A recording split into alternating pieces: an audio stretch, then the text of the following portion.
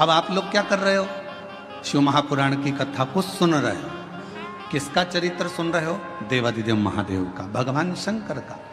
जब शिव जी का इतना चरित्र तुम बेजापुर में सुन लिए, कहीं तुम छत्रपति संभाजी नगर सुन लिए, तुम नासिक में सुन लिए, तुम मालेगांव सुन लिए, जब तुम बार बार शंकर जी का चरित्र सुनते जाओगे सुनते जाओगे सुनते जाओगे तो अंदर से उससे मिलने की तमन्ना बढ़ती चली जाएगी।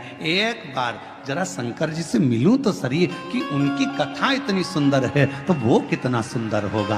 ये विचारणीय बात।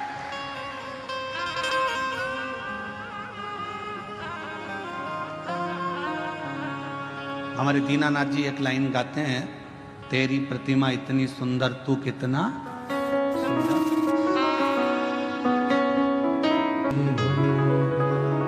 जरा विचार करिए, उसकी केवल कथा सुनिए, केवल कथा।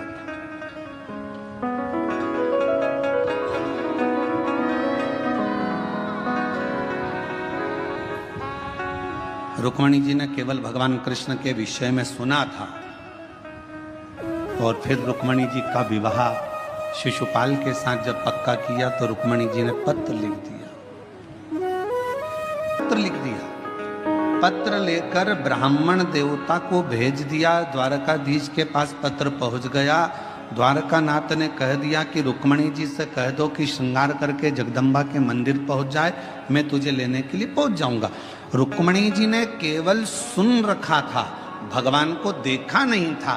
पत्र भेज दिया और वो पत्र के माध्यम से भगवान रुक्मणी को लेने के लिए आ गए। शिव महापुराण की कथा भी यही कहती है कि प्रथम भक्ति संतन कर संगा, दूसरी रति मम कथा प्रसंगा। ये दो भक्ति की सीढ़ियां हैं। अगर किसी ने कथा सुनना प्रारंभ कर दी और कथा सुनते सुनते अपना चित्त अपना मन भगवान में लगाना प्रारंभ कर दिया तो समझ लो कि शिव जी को मिलने में देरी नहीं होगी, भगवान शंकर जरूर।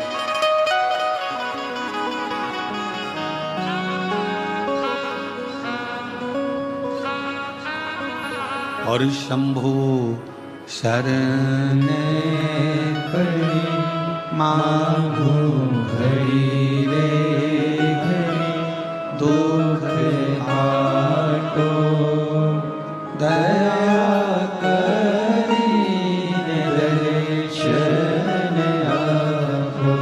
ओ शंभु शरण पड़ी मांगो घड़ी रे घड़ी, दुख काटो दया करीने दर्शन आपो। केवल कथा को सुनते सुनते भगवान का भजन करते करते करते करते आप उसके करीब में पहुंच गए।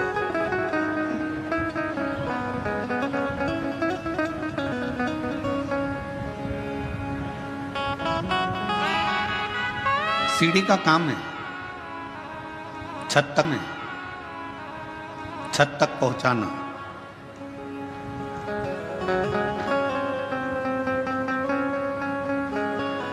भगवान की कथा का काम है आपको भगवान के चरणारविंद तक पहुंचाना। सीढ़ी केवल आपको छत तक पहुंचाएगी, पर भगवान की कथा आपको भगवान के चरणारविंद तक पहुंचाकर ही रहेगी, परमात्मा तक।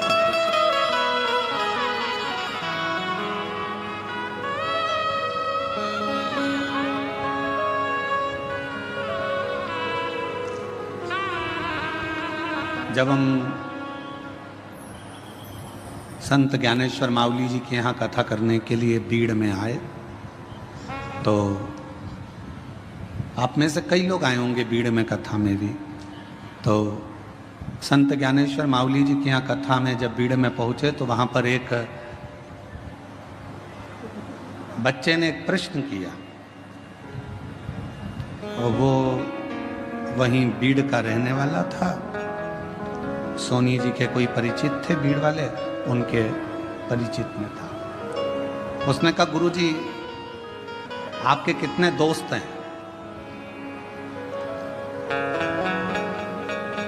आपके कितने मित्र हैं?